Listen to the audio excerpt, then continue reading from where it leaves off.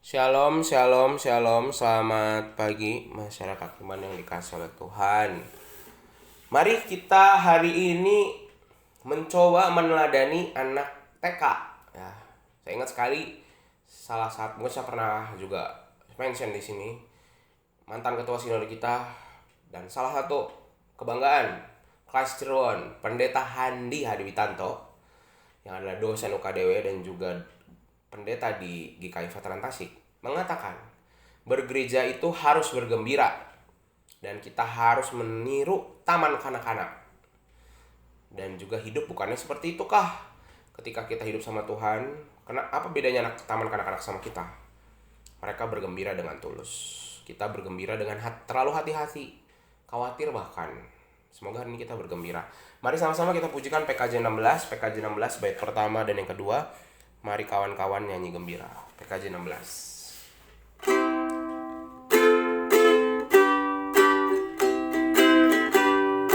Mari kawan-kawan nyanyi gembira, gembira mengikuti bunyi lagunya.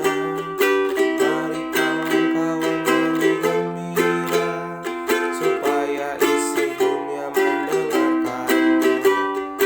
Nyanyi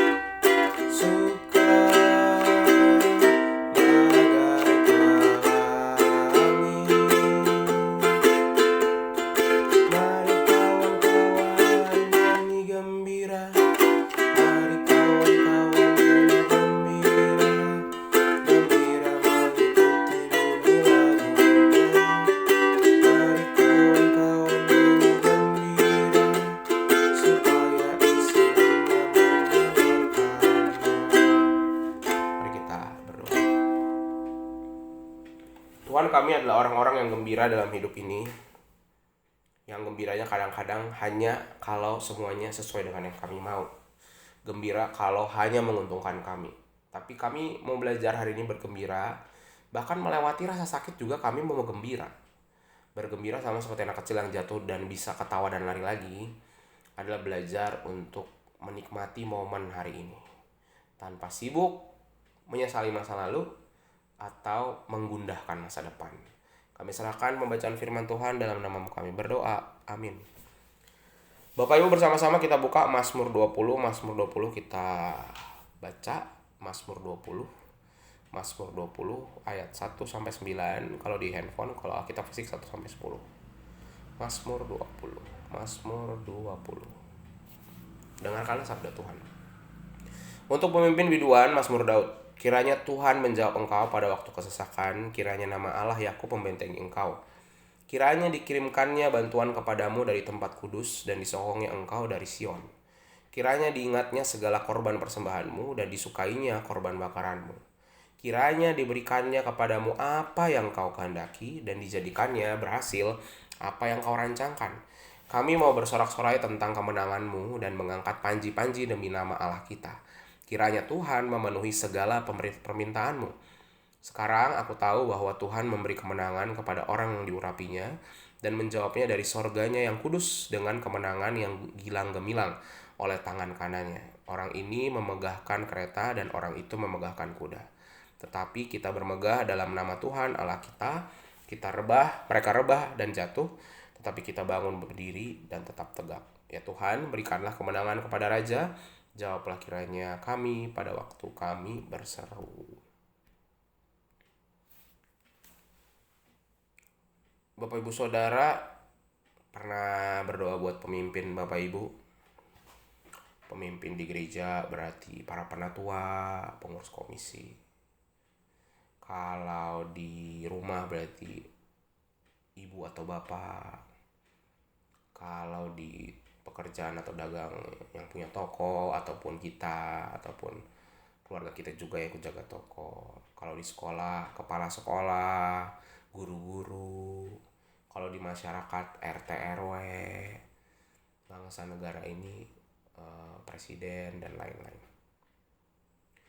Kayaknya kita ngamuk-ngamuk tahun lalu tentang, termasuk juga akhir-akhir ini dengan pemimpin kita, tapi kita sendiri nggak mendoakan.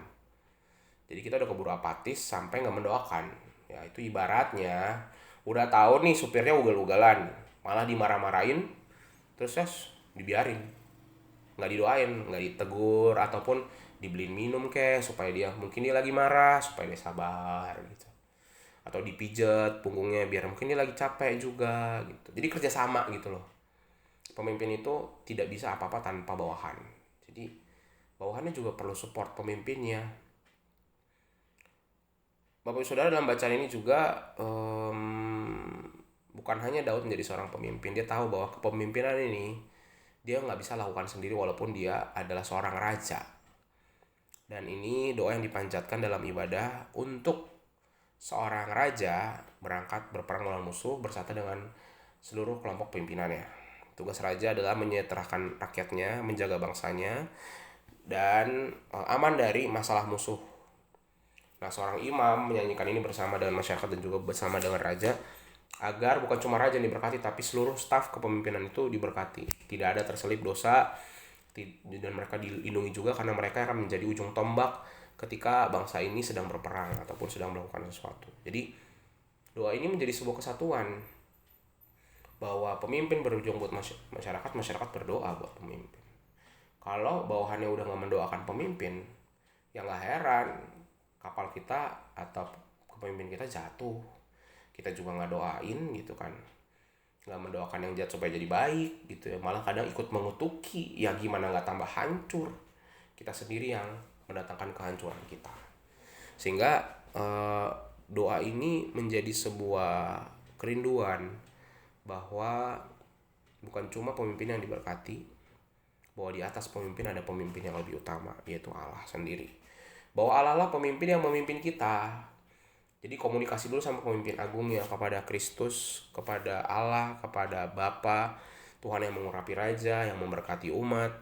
Maka kita berdoa supaya seluruh bagian dari kehidupan kita itu, mulai dari Allah sebagai pemimpin agung, pemimpin kita, yang dalam kehidupan kita berkomunitas, sampai kita juga. Nah, mendoakan seorang pemimpin jadi bagian yang penting. Hari ini mari sama-sama kita doakan pemimpin kita, dari bangsa negara, gereja, keluarga, tempat kerja, sekolah, tempat yang paling dibutuhkan doa supaya pemimpin itu kuat. Karena jadi pemimpin itu gak mudah Bapak Ibu. Kalau Bapak Ibu yang pernah jadi ketua, yang mendengarkan kita sendiri pernah jadi ketua, baik itu di sekolah dulu, baik itu di pekerjaan, baik itu dalam sebuah kepanitiaan, Bapak Ibu tahu bahwa pemimpin itu beda sama pemimpin di rumah. Kan di rumah kan kita, apalagi kalau jadi orang tua, udah pasti anak sudah susah ngebantah gitu ya. Atau dalam pekerjaan kita punya toko, ya kita bosnya.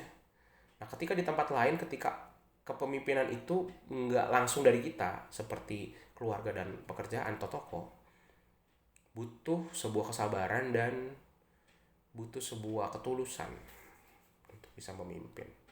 Sehingga itu butuh ditopang dengan doa orang banyak gitu. Nah Bapak Ibu, semoga kita di hari ini juga belajar mendoakan siapa yang jadi pemimpin yang penting di hidup Bapak Ibu. Jadi orang yang Bapak Ibu terus doakan.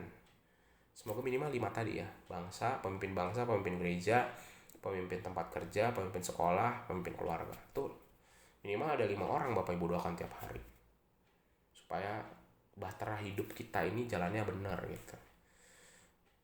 Dan supaya manusia-manusia yang penuh dengan kelemahan ini juga bisa diberkati dan ditopang sama Tuhan. Dan Oh, ada satu lagi, 6 pemimpin yang tidak lupa kita doakan diri kita sendiri.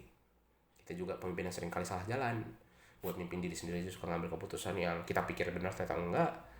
Semoga kita juga bisa memimpin diri kita hari ini. Amin. Mari kita berdoa. Tuhan, terima kasih firman-Mu hari ini mengajarkan kami berdoa bagi pemimpin kami. Semoga kami bisa memimpin diri kami, juga bersandar pada pemimpin-pemimpin yang Tuhan percayakan. Tuhan juga selalu mengajarkan di Injil juga turut dan taat sama pemimpin. Maka kami juga mau mendoakan mereka supaya mereka jalannya seturut kehendak Tuhan. Kami serahkan kehidupan kami dalam nama kami berdoa. Amin. Selamat pagi, Tuhan Yesus memberkati. Tetap bersemangat.